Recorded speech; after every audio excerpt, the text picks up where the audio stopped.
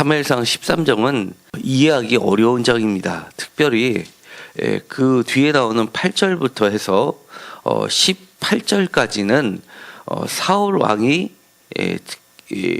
폐위되기는 결정적인 갈림길에 놓이는 이야기가 소개되고 있습니다. 8절에서 15절까지가 그렇습니다. 그런데 그 배경이 되는 것이 블레셋 싸움과의 전투로 이 13장은 설명을 하고 있습니다. 그렇기 때문에 이것이 더욱 우리를 곤란케 합니다. 우리뿐만 아니라 사실은 대다수의 학자들이 이 13장에 대해서 많은 어려움을 가지고 있습니다. 저는 이것을 있는 그대로 일단은 전하려고 합니다. 어려운 부분은 왜 어렵고, 그리고 이것을 굳이 해석을 하지 않으려고 하고 있는 그대로 남겨두는 것도 우리가 성경을 대하는 중요한 태도입니다. 그러지 않을 경우에는 그저 우리가 쉽게 성경을 한번 읽고 나서 들어오는 느낌대로 성경을 해석하는 것으로 치우칠 경우가 발생할 수 있기 때문입니다.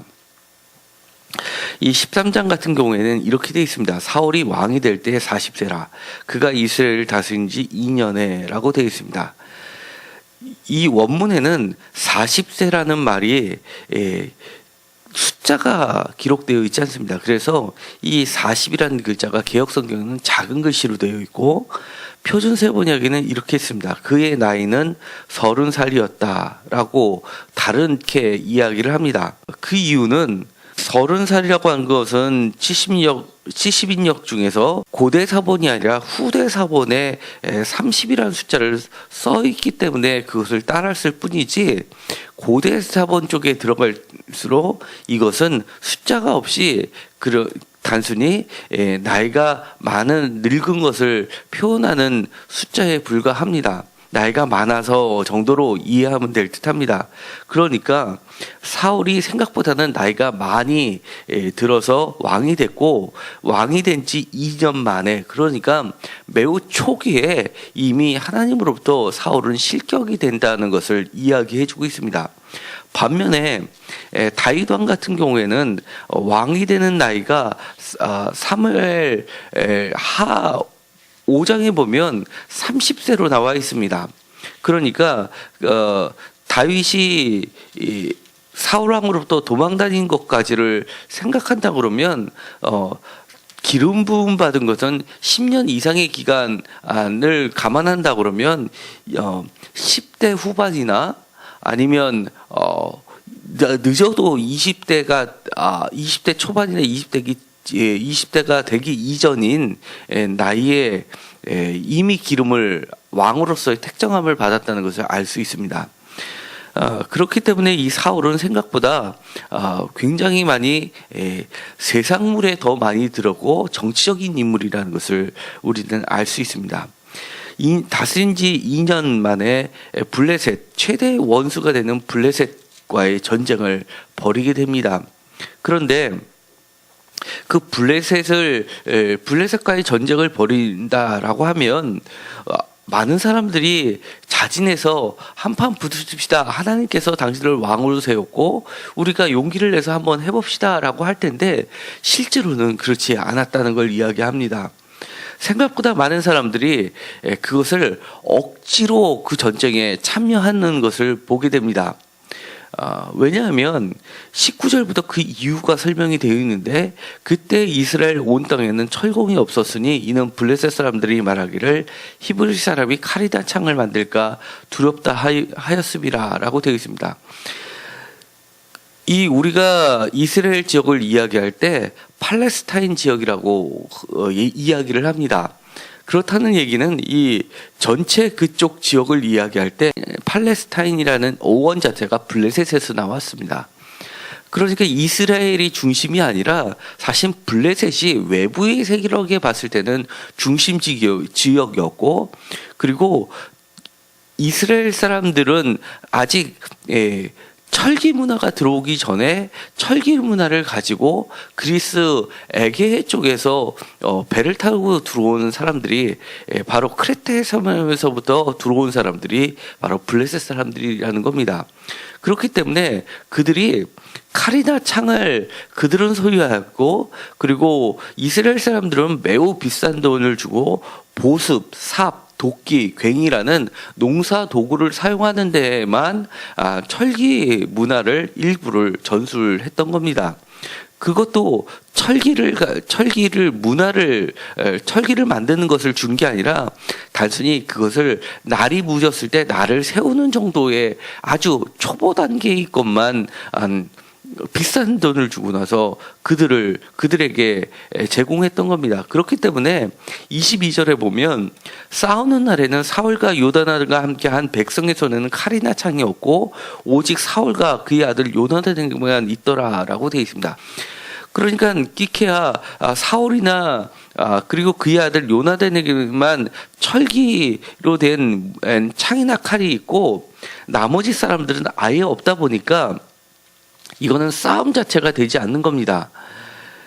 이 블레셋 사람들의 병력을 소개하는 장면이 나옵니다. 5절입니다.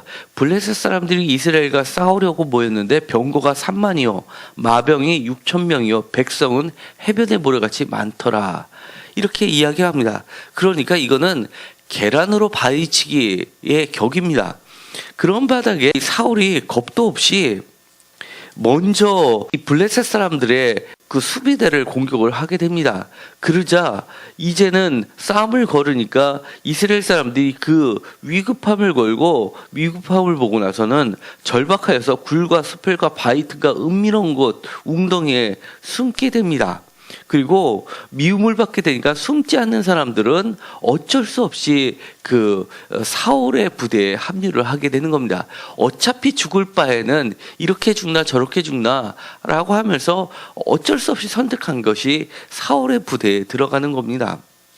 그러니까 이들에게 있어서는 이 전쟁은 너무나 무리한 전쟁입니다. 그런데 독특한 장면이 하나 나오게 됩니다. 여기에 보면 싸움을 시작하는 데 있어서 빠진 것이 있습니다. 8절에 보면 사울은 사무엘이 정한 기한대로 이레 동안 기다렸으나 사무엘이 길갈로 오지 아니하매 백성이 사울에게서 흩어지는지라 라고 되어 있습니다. 이것이 하나의 힌트를 주게 되는데요. 8절부터 우리가 읽지 않았었던 15절까지를 한번 읽어보도록 하겠습니다. 사무엘은 사울이 정한 기한대로 이레 동안을 기다렸으나 사무엘이 길갈로 오지 아니하매 백성이 사울에게서 흩어지는지라.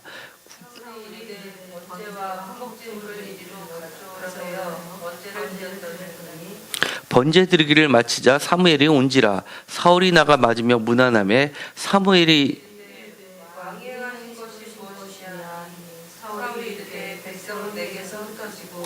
당신은 정한 날에 오지 아니하고 블레셋 사람은 민나스에 모여서 내가 구하여 부르었습니다.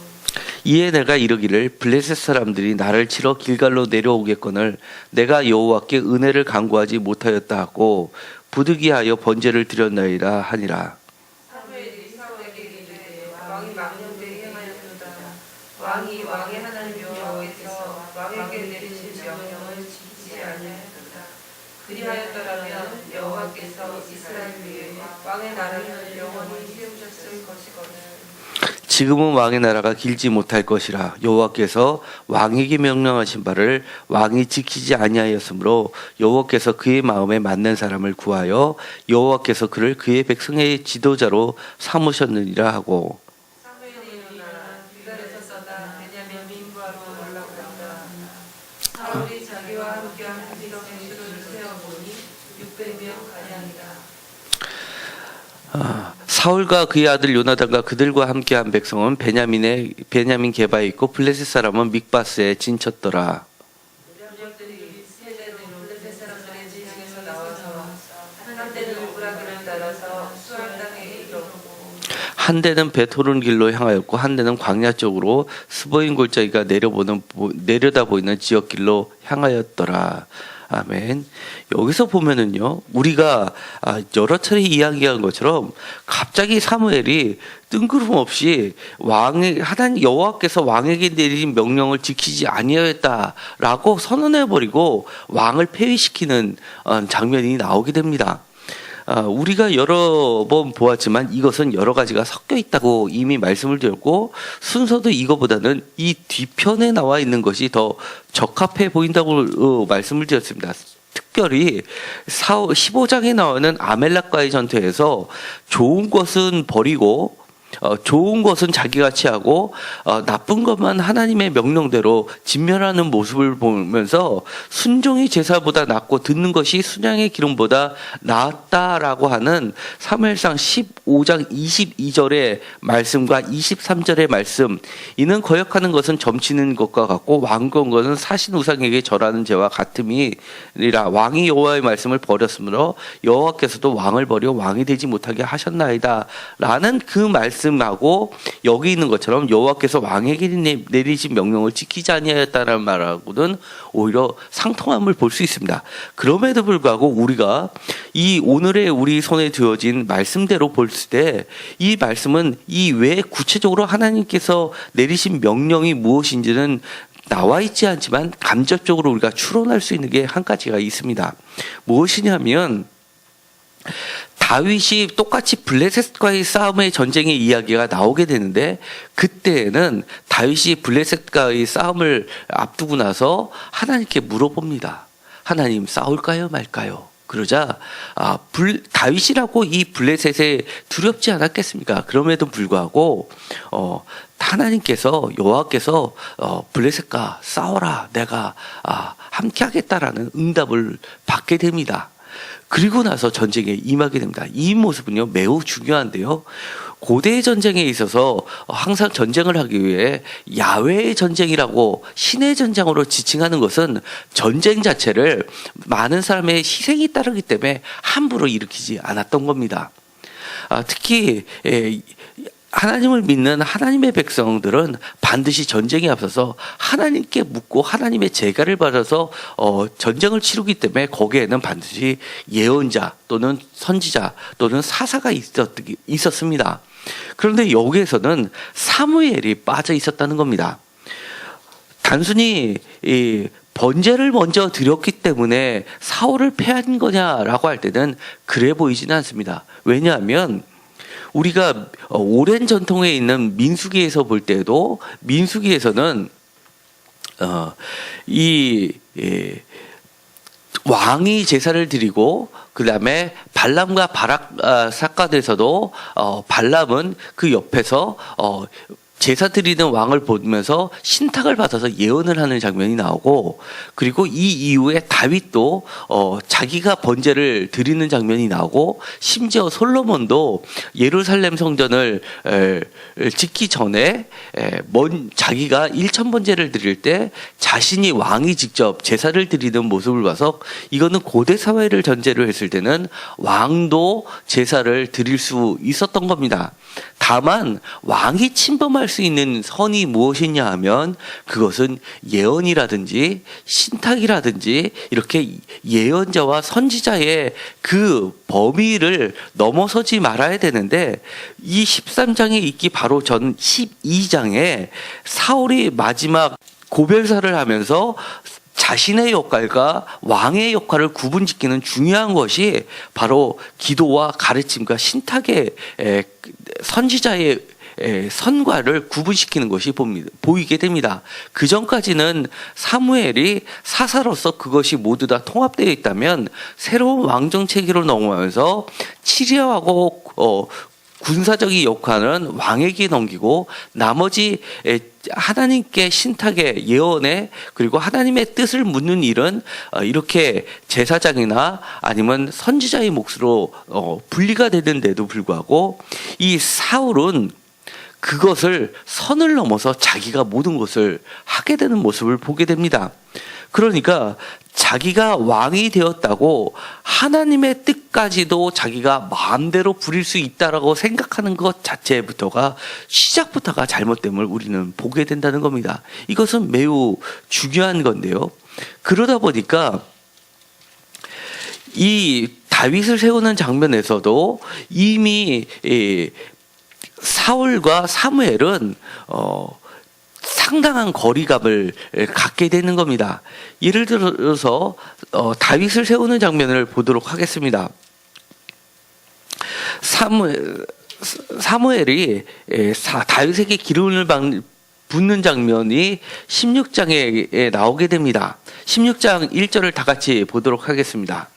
여호와께서 사무엘에게 이르시되 내가 이미 사울을 버려 이스라엘 왕이 되지 못하게 하였거늘 내가 그를 위하여 언제까지 슬퍼하겠느냐. 너는 뿔에 기름을 채워 가지고 가라. 내가 너를 베들레헴 사람 이새에게로 보내리니 이는 내가 그의 아들 중에서 한 왕을 보았느니라 하시는지라. 2절을 다 같이 읽겠습니다. 사무엘이 이르되 내가 어찌 갈 수 있으리이까. 사울이 들으면 나를 죽이리이다 하니 여호와께서 이르시되 너는 암송아지를 끌고 가서 말하기를 내가 여호와께 제사를 드리러 왔다 하고. 이 말씀은 그저 흘러가기 쉬운 말인데요, 매우 중요합니다. 뭐냐면 사무엘은 초기부터 이 사울의 행동을 보아서 어떤 느낌이 들었냐면 저 사람은 맘만 먹으면 자기 마음에 들지 않으면 제사장마저도 쉽게 죽일 수 있는 사람으로 이미 변해 있다는 겁니다. 그러니까 그는 하나님의 원칙도 따르지 않고 하나님의 말씀도 우습게 여길 정도의 그런 자리까지 이미 가게 되었음을 보게 됩니다. 실제로 이 사울은 나중에 다윗과의 관계에 있어서 노베 제사장을 죽이는 사건이 벌이게 됩니다. 그 떡을 진선병에 놓인 떡을 주었고 골리앗에 칼을 주었다는 이유로 공모라는 누명을 씌워서 나는 다윗과 사울의 관계에 대해서는 전혀 모릅니다 했던 사람 제사장까지도 죽이는 사울을 보게 됩니다. 그러니까 지금 초기에 비록 우리 눈에는 다 드러나지도 않았지만 하나님께서는 중심을 보시고 그 사람 깊숙이 담아져 있는 그런 악한 모습을 이미 간파하시고 처음과는 다르게 겸손했던 모습을 찾아볼 수 없고 이미 그 악이 잉태돼서 커져서 도저히 이제는 컨트롤할 수 없는 상황까지 갔다는 것을 보셨던 겁니다. 그렇기 때문에 이 전쟁이라는 중요한 시점에 놓여서 사울을 내치게 되는 겁니다. 이 뒷부분을 읽게 되면은요, 사실은 사울의 모습은 지금 이것처럼 사무엘이 여호와의 말씀대로 내치는 것처럼 그렇게 불신앙의 모습을 보기 어렵습니다. 왜냐하면 사울이 그 사람들을 세워보니까 600명가량이라고 되어 있습니다. 그러니까 이 600명과 이 앞서 우리가 읽었었던 블레셋 사람들의 기병이 병거가 3만이요 마병이 6,000명이요 백성은 해변의 모래와 같다라고 하는 것과 이 600명을 비교해 봤을 때 절대 숫자가 부족함에도 불구하고 사울은 전쟁을 끝까지 치르는 모습을 보게 됩니다. 그렇다는 이야기는 사울 자신은 이 블레셋과의 전쟁을 자기 자신의 싸움으로 본 것이 아니라 그는 야훼의 전쟁으로 인식했다는 것을 알 수 있습니다. 왜냐하면 야훼의 전쟁의 특징 중에 하나는 숫자가 작은데도 불구하고 하나님이 개입해 주셔서 전쟁을 이기는 특징을 보여주고 있는데 철저히 이 사울은 그 숫자에 그 눈을 두지 않았다는 것을 보게 되는 겁니다. 그러니까 사울은 지금 현재는 초기 상태라서 겉으로 보이기에는 굉장히 거룩하고 또 상당 부분은 실제로 그가 믿고 있고 신앙의 모습을 갖추고 있음에도 불구하고 넘지 말아야 되는 아주 중요한 부분에 대해서는 이미 그 선을 넘어버렸다는 것을 알 수 있다는 겁니다. 우리가 언제나 우리의 신앙이 완벽할 수 있겠습니까? 그러나 하나님께서는 우리를 버리실 때는 잘한 거 99가 있는데 못한 거 하나 때문에 버리는 하나님이 결코 아니라는 것을 우리는 늘 보았습니다. 심지어 99개가 잘못되고 하나가 잘했다 하더라도 그 하나를 그 믿음을 보시고 우리를 용서해 주시고 끝까지 인도해 주시는 분이라는 것을 우리는 민수기 출애굽기에서 끊임없이 보았었던 것을 보게 됩니다. 그럼에도 불구하고 하나님이 내치시는 것들을 보면 특히 엘리의 아들들을 통해서도 그리고 그 전에 사사들의 모습을 볼 때 넘지 말아야 되는 가장 기본적인 것, 하나님과의 관계의 선을 넘을 때는 하나님은 그것만큼은 용서하지 않는 모습을 보게 됩니다.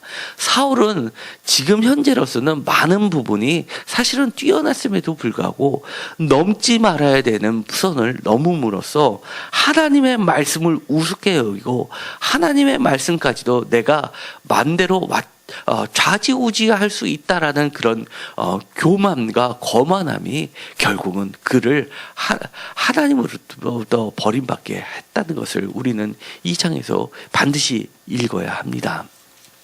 이것은 매우 중요한데요. 우리가 신앙생활을 하면서 마지막까지 신앙생활을 남들은 저 사람은 굉장히 훌륭해 그리고 옳게 가고 있어 라고 한다 하더라도 우리 가운데 정말 깊숙이 감춰져 있는 그것을 우리는 늘 경계해야 된다는 것을 이야기하는 겁니다. 기도하고 마치기로 하겠습니다. 하나님, 우리가 인생에 있어서 우리 앞에 놓여 있는 거대한 싸움을 할 때가 있습니다. 그리고 해야만 할 때가 있습니다.